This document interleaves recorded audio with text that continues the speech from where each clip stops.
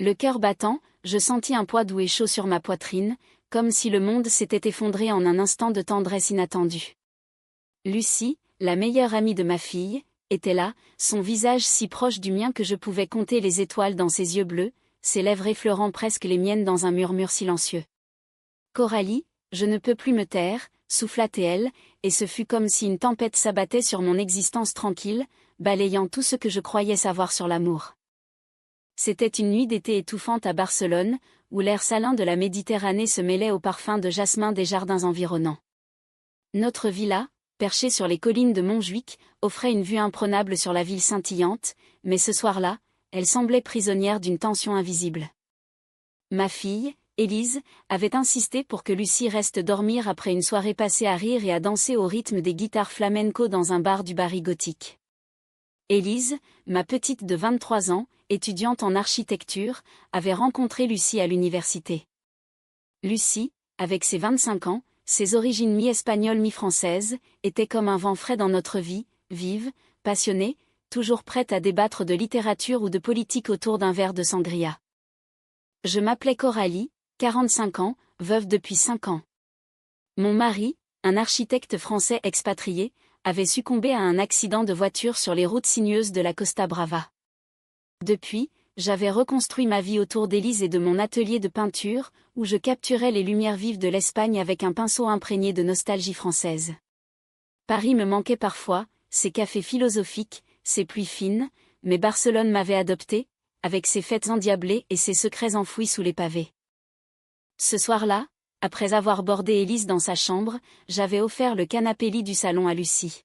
« Merci, Coralie, vous êtes un ange », m'avait-elle dit avec ce sourire qui illuminait tout.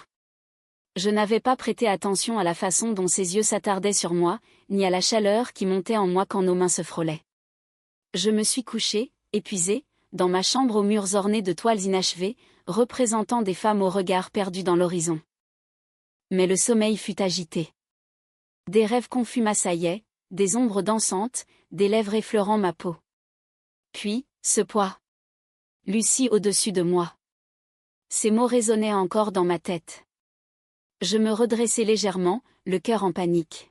« Lucie, qu'est-ce que tu fais ici ?» Élise est juste à côté, chuchotai-je, ma voix tremblante entre peur et une excitation interdite. Elle ne bougea pas, ses mains de part et d'autre de mes épaules, son corps frêle mais ferme contre le mien. « Je sais, Coralie. Mais je ne peux plus prétendre. Depuis des mois, je vous observe, je vous admire. Élise est ma meilleure amie, mais vous. Vous êtes celle qui hante mes nuits. » Ces mots étaient comme un feu d'artifice dans l'obscurité, illuminant des sentiments que j'avais enfouis au plus profond de moi. Je repensais à notre première rencontre. C'était lors d'une exposition de mes peintures à la galerie Miro. Lucie était venue avec Élise, et dès le premier regard, quelque chose avait cliqué. Elle avait commenté mes toiles avec une profondeur rare pour son âge, citant Baudelaire et Rimbaud comme si elle les avait connus personnellement. Vos œuvres respirent la mélancolie française, mais avec la passion espagnole, m'avait-elle dit. J'avais ri, flatté, et depuis, elle était devenue une habituée de la maison. Mais cela? C'était impensable. J'étais sa mère adoptive, en quelque sorte. Pourtant, sous son regard, je me sentais vivante pour la première fois depuis la mort de mon mari. Lucie, c'est impossible. Je suis trop vieille pour toi, et Élise, balbutiai-je. Elle posa un doigt sur mes lèvres. L'âge n'est qu'un chiffre, Coralie. Et Élise comprendra un jour. Laissez-moi vous montrer. Avant que je puisse protester, ses lèvres touchèrent les miennes, douces comme une caresse de vent marin. Ce fut un baiser timide au début, puis ardent, comme si toutes les frustrations du monde s'y déversaient. Je me laissai emporter, mes mains glissant dans ses cheveux noirs, sentant la courbe de son dos sous le tissu fin. La nuit s'étira en un tourbillon d'émotions. Nous parlâmes jusqu'à l'aube, de nos peurs, de nos désirs. Lucie me raconta son enfance chaotique entre Madrid et Lyon, ses amours déçus avec des garçons qui ne la comprenaient pas, jusqu'à ce qu'elle réalise qu'elle préférait les femmes. « Vous êtes la première qui me fait sentir entière », murmura-t-elle. Moi, je lui avouai ma solitude, mes doutes sur ma sexualité. Mon mariage avait été heureux, mais il manquait quelque chose, une connexion profonde que je n'avais jamais osé explorer. Avec Lucie, c'était comme si un voile se levait. Au matin, Élise nous trouva dans la cuisine, riant autour d'un café. Elle ne se douta de rien. Mais le secret pesait déjà, comme une ombre sur notre idylle naissante. Les semaines suivantes furent un mélange de joie et de tourments. Nous nous voyions en cachette, des promenades le long de la plage de la Barceloneta, des dîners clandestins dans des tapas bars cachés. Lucie m'apprenait le flamenco, ses hanches se mouvant avec une grâce hypnotique, et je lui lisais des poèmes de Verlaine sous les étoiles. Mais la culpabilité grandissait. Élise était si proche de Lucie, elle partageait tout. Comment lui dire? Et si cela brisait notre famille? Un soir, lors d'une fête à la villa, les choses dérapèrent. Élise avait invité des amis, et l'alcool coulait à flots. Lucie et moi nous isolâmes dans le jardin, nos baisers passionnés interrompus par un bruit. Élise était là, les yeux écarquillés. Maman? Lucie? Qu'est-ce que? Le choc fut immédiat. Élise s'enfuit en larmes, nous laissant face à notre trahison. La confrontation fut inévitable. Élise revint le lendemain, le visage marqué par une nuit sans sommeil. Nous nous assîmes dans le salon, sous l'étoile qui semblait maintenant juger nos actes. « Comment avez-vous pu » cria-t-elle, sa voix brisée. « Lucie, tu es ma meilleure amie. Et toi, maman, tu l'as séduite ?» Je tentais de m'expliquer, les mots se bousculant. « Ce n'est pas comme ça, Élise. Ça s'est passé naturellement. Je n'ai jamais voulu te blesser. » Lucie, à mes côtés, pleurait silencieusement. « Élise, je t'aime comme une sœur. Mais Coralie. C'est différent. Je ne l'ai pas prévu. » Élise secoua la tête, incrédule.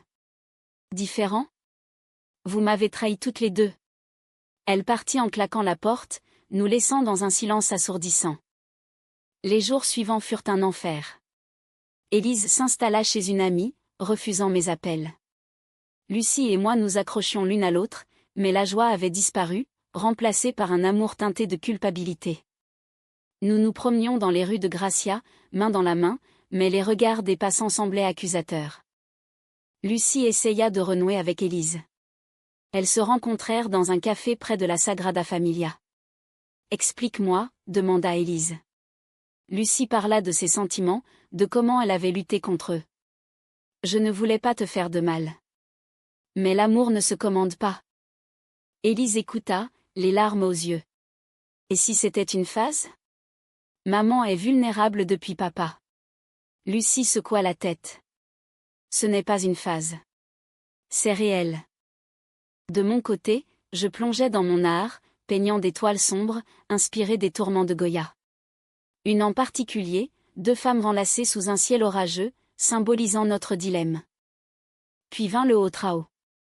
Lors d'une exposition de mes œuvres, Élise apparut, accompagnée d'un jeune homme, Pablo, un collègue de l'université. Elle semblait distante, mais curieuse. Lucie était là aussi, soutenant ma main dans l'ombre. La soirée se déroula bien, jusqu'à ce que Pablo, ivre, fasse une remarque déplacée sur « les vieilles qui cherchent de la chair fraîche ». Élise le défendit mollement, mais je vis la fissure. Plus tard, seule avec elle, je craquai. « Élise, je t'aime plus que tout. Si je dois choisir, c'est toi. » Elle me serra dans ses bras. « Maman, je ne veux pas que tu choisisses. Mais ça fait mal. » Nous pleurâmes ensemble, un premier pas vers la guérison. Lucie et moi décidâmes de prendre du recul. Elle partit pour un stage à Madrid, me laissant le temps de réparer ma relation avec Élise. Les lettres qu'elle m'envoyait étaient poétiques, remplies de descriptions des plazas ensoleillés et de son manque de moi. Coralie, chaque flamenco me rappelle tes hanches, chaque vin ton baiser. Pendant ce temps, Élise et moi nous rapprochâmes. Nous parlions de tout, de mon veuvage, de ses propres doutes sur l'amour. Elle avoua avoir eu un crush sur une fille à l'école, mais l'avoir refoulé. « Peut-être que je comprends un peu » dit-elle. Mais la distance avec Lucie me rongeait. Un soir, je reçus un appel, elle avait eu un accident mineur, une chute en dansant. Paniquée, je pris le train pour Madrid. À l'hôpital, je la trouvai bandée au bras, mais souriante. « Tu es venue » murmura-t-elle. Nous passâmes la nuit à l'hôtel, nos corps se retrouvant avec une urgence nouvelle. « Je ne peux pas vivre sans toi » avouai-je. Elle répondit par un baiser, et nous fîmes l'amour avec une tendresse infinie, comme si le monde extérieur n'existait plus. De retour à Barcelone, Élise nous attendait. J'ai réfléchi. Si vous vous aimez vraiment, je ne veux pas être un obstacle. Mais promettez-moi la vérité désormais. Ce fut le début d'une nouvelle ère. Lucie revint, et nous formâmes une famille atypique. Des dîners ensemble, des rires partagés. Mais les ombres persistaient, la société espagnole, conservatrice dans certains milieux, nous jugeait. Des amis s'éloignèrent, des murmures dans les galeries. Puis, la trahison ultime. Pablo, jaloux de l'attention d'Élise pour nous, répandit des rumeurs sur notre relation. Élise le quitta, furieuse, mais le mal était fait. Lucie fut harcelée en ligne, accusée de briser une famille. La crise culmina lors d'une confrontation avec Pablo dans un bar. Il hurla des insultes, et Lucie, impulsive, le gifla. La police intervint, mais ce fut Élise qui nous défendit, criant « Elle s'aime, et c'est plus que ce que tu pourras jamais comprendre ». Ce soir-là, nous rentrâmes épuisés, mais unis. Les mois suivants furent une épreuve de résilience. Lucie et moi affrontâmes les regards, les chuchotements, mais notre amour grandissait, nourri par l'adversité. Nous voyageâmes en Andalousie, découvrant ses vies et ses jardins d'orangers, où nous nous embrassions sous les arches mauresques. « Coralie, avec toi, je me sens invincible », disait Lucie. Élise, de son côté, explorait sa propre identité. Elle commença à sortir avec une fille, Maria, une artiste comme moi. « Grâce à vous, j'ose être moi-même », me confia-t-elle. Mais le passé ressurgit. Une lettre anonyme arriva, des photos volées de Lucie et moi, avec des menaces. C'était Pablo, vengeur. Nous portâmes plainte, mais l'angoisse s'installa. Lors d'une nuit orageuse, Lucie craqua. Et si on arrêtait ? Pour Élise, pour la paix. Je la serrai contre moi. Non. L'amour vrai ne fuit pas. Le climax arriva lors d'une fête de la Mercè, la grande fête de Barcelone. Feux d'artifice, parade, foule en liesse. Nous étions là toutes les trois, quand Pablo surgit, ivre, hurlant des accusations. Élise s'interposa, « Laisse-nous tranquilles ». Une bagarre éclata, mais la foule nous soutint, applaudissant quand Pablo fut emmené. Ce fut un tournant. Les médias locaux en parlèrent, transformant notre histoire en symbole de tolérance. Des associations LGBT nous contactèrent, et Lucie devint une voix pour les droits. Notre relation s'approfondit. Nous emménageâmes ensemble dans une nouvelle villa à Sitges, havre gay-friendly. Élise venait souvent, avec Maria. Des soirées remplies de discussions philosophiques, comme à Paris, mais avec le soleil espagnol. Pourtant, un doute persistait en moi. Étais-je digne de cet amour ? Lucie, si jeune, si vibrante. Un soir, je lui avouai mes peurs. Tu mérites quelqu'un de ton âge. Elle rit. L'âge ? C'est l'âme qui compte. La tienne est éternelle. Nous fîmes un voyage en France, à Paris, pour reconnecter avec mes racines. Promenade le long de la Seine, visite au Louvre. Lucie s'émerveillait de tout, citant Hugo et Colette. C'est ici que ton cœur bat vraiment, dit-elle. De retour, une surprise, Élise organisa une fête pour notre anniversaire. Vous m'avez appris l'amour inconditionnel, toastait-elle. Mais la vie n'est pas un conte de fées. Lucie reçut une offre de travail à New York, pour une galerie d'art. C'est une opportunité, mais je ne partirai pas sans toi, dit-elle. Le dilemme nous déchira. Élise encouragea, allez-y. Je suis grande maintenant. Après des nuits d'insomnie, nous décidâmes d'y aller ensemble. Mais avant, un mariage symbolique sur la plage, avec Élise comme témoin. Sous le coucher de soleil, nous échangeâmes des vœux. Coralie, tu es mon Espagne et ma France, ma passion et ma paix. À New York, la vie fut un tourbillon. Lucie excella, et moi, je peignis des toiles inspirées de notre histoire. Élise nous visita, fière. Pourtant, la nostalgie de Barcelone grandit. 1 an plus tard, nous rentrâmes, plus fortes. La trahison de Pablo nous avait blessés, mais elle avait forgé notre lien. L'amour, dans toute sa complexité, triomphait. Lucie et moi vieillîmes ensemble, nos cheveux grisonnants entrelacés. Élise fonda une famille avec Maria, et nous devînmes grand-mères adoptives. La vie, avec ses hauts et bas, nous avait offert une leçon: l'amour vrai transcende les barrières, guérit les blessures. Des années plus tard, assise sur la terrasse de notre villa, je regardais Lucie danser au son d'une guitare lointaine. Ses mouvements, toujours gracieux, portaient les marques du temps, une ride ici, un sourire plus sage. « Viens danser, Coralie », m'appela-t-elle. Je la rejoignis, nos corps se mouvant en harmonie, comme au premier jour. Élise arriva avec ses enfants, riant de nous voir ainsi. « Vous êtes incorrigible », dit-elle. Notre histoire devint une légende familiale, racontée aux petits-enfants autour d'un feu. « Comment grand-mère Coralie a rencontré grand-mère Lucie ?» demandait-il. Nous sourions, omettant les détails sombres, mais insistant sur la résilience. La trahison? Elle s'était estompée, comme un mauvais rêve.